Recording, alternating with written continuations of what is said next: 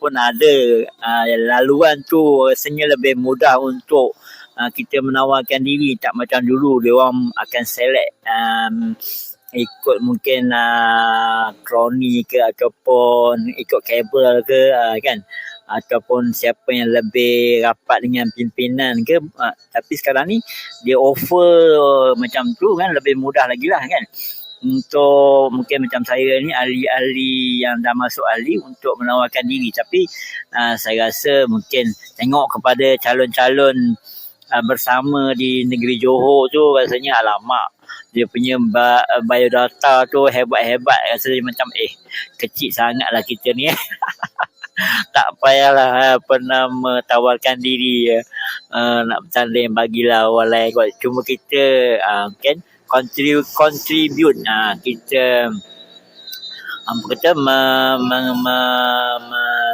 mewakafkan diri ya, ikut serta mungkin dalam bina-bina lain lah, bukan sebagai calon ya. Kita membantu mungkin kempen, membantu mereka-mereka yang nak bertanding. Kecil berjiwa besar, apa kurang awak?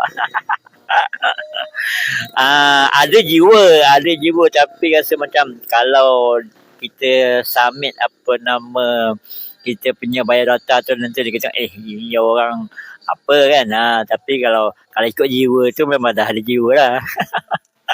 Tapi dalam politik ni jiwa tak cukup ya. Jiwa tak cukup.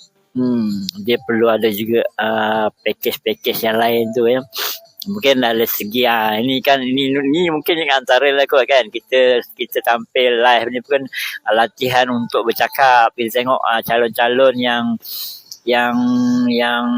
menawarkan diri dalam pilihan raya negeri Johor, dalam yang terbaru ni ya.